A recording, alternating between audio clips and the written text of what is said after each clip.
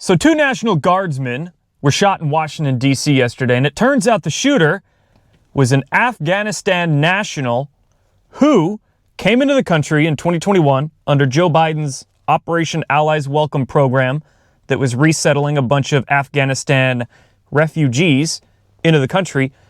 And as we're learning, the shooter, whose name is Ramadullah Lakanwal, if I'm saying that right, he had worked for a counterterrorism unit in Afghanistan called the Kandahar Strike Force that worked with the CIA. So he came into the country a few years ago, worked with some strike force that had ties to the CIA, and just allowed to come here. Not vetted, apparently. Now, 2 things about this. First, on the topic of immigration. When I was younger and dumber and more impressionable, more of a progressive, liberal-esque thinker, on the topic of immigration, I thought, oh, yeah, let them come here. We'll give them a better life. They'll help us out. We'll help them out, yada, yada, yada, right?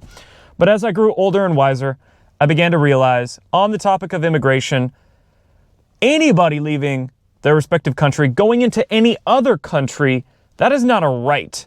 That is a privilege. And any country is damn well within their own right to vet who they let into their country. You can't just let anybody in. And in fact, this open immigration causes a hell of a lot of stress on the economic situation in these countries. A lot of these immigrants just, take their welfare.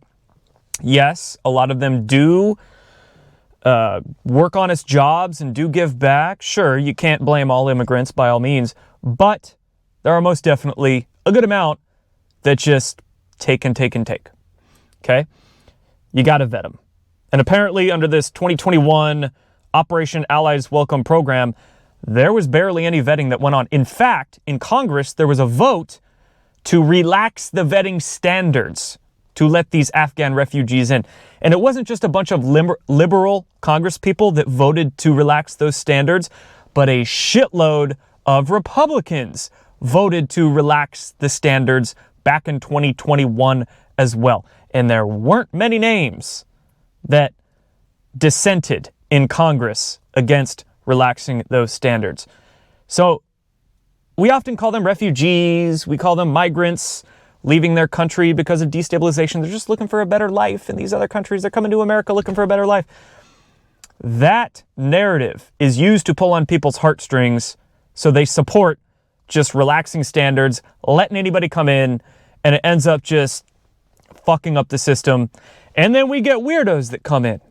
So, no, when it comes to immigration, why don't these people just try to fix shit in their own country in the first place? Why not? Try to fix where you're from. If you have any kind of pride in your homeland, stay there, fix that shit. Okay, something happens and you have to resettle. That's fine. But you can't just pick what country you want to go into and go there willy-nilly. Gotta vet them.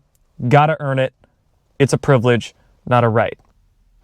Also, the blame doesn't just rest on Joe Biden for this Operation Allies Welcome rigmarole that happened a few years ago, but it also rests on the Democrat governors, because apparently this Afghanistan national D.C. shooter went to Washington State. Former Washington State Governor Jay Inslee allowed a bunch of these Afghan refugees to come in, and that's where this Afghan shooter settled. Apparently, he lived in Bellingham, Washington. That was his location that he came to when he resettled into the United States. So, thanks, Jay Inslee, you fuck. And a bunch of these Democrat governors are also to blame, along with Joe Biden, along with a bunch of these shit-ass Republicans that just go along to get along with the Democrats, right? Uniparty. So there's that. Second thing I want to cover, in terms of his ties to the CIA as part of that partner force in Kandahar, I find it quite interesting, and this is something I'm not seeing talked about too much with this story. I find it quite interesting that it was current CIA Director John Ratcliffe that actually confirmed that to the media. John Ratcliffe said that he worked with a partner force with the CIA. Interesting to me, right?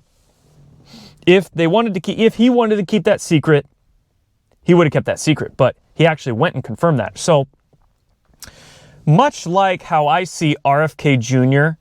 cleaning out HHS, CDC, FDA, and calling out the previous actions of HHS, CDC, FDA, I kind of think something similar is going on here with John Ratcliffe. Of course, John Ratcliffe, head of the CIA. There might very well be some rogue agents still in the CIA or sleeper cells that have contacts in the CIA or whatever the case. I think John Ratcliffe is out here calling out the actions of previous CIA to sort of disclose things in a way. 2021, director of the CIA was William Burns.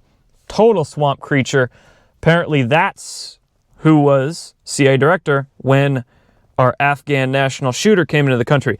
William Burns, who was found meeting with Jeffrey Epstein years ago, right? I mean, that could be one reason why the Epstein files or Epstein disclosures are having such a tough time coming out, is because, well, not only some of the blame rests on the Epstein estate.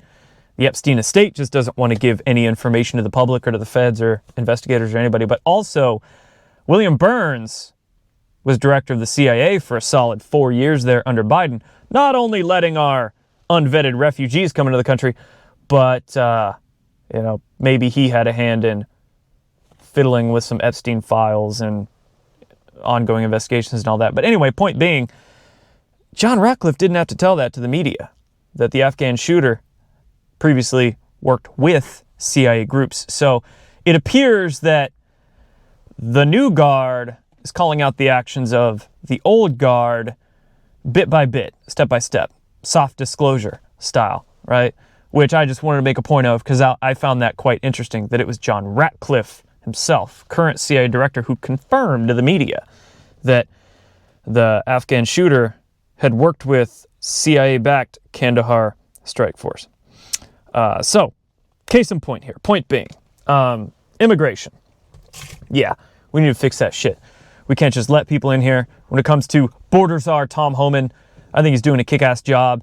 And sure, you do feel for some of the honest immigrants who are here, but at the same time, coming into this country illegally and like never getting a green card or overstaying a visa or not getting your proper paper stamped when you came to this country, even if you're not a violent criminal, that is a crime in and of itself. And we have how many tens of millions of illegal immigrants coming into this country, buying homes and buying cars and buying food. And even if they're not on welfare, granted, a lot of them are on welfare, they're still out there using resources, which is causing food prices to go up, house prices, car prices to go up.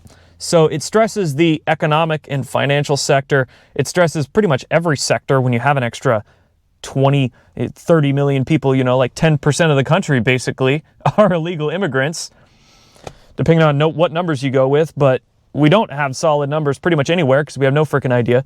So conservative estimate 5%, but probably 10% of the people in this country are here illegally, non-citizens. Yeah. Sorry. Do shit right? And it's a privilege, not a right, to resettle, to enter any country. And at the end of the day, I always wonder why they don't try to fix shit in their homeland.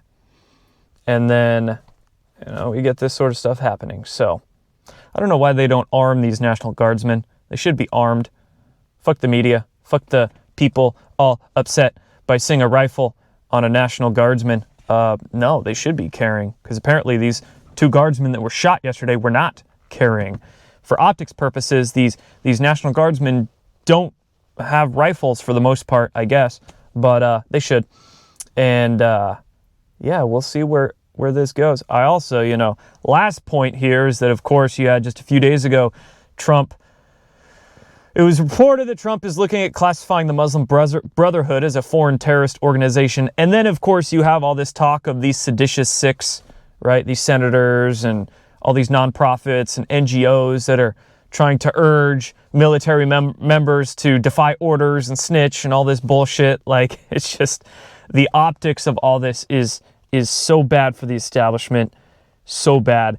And all the sedition, 'tis the season to expose some treason, I suppose. So anyway, that's just what I have to say about this story.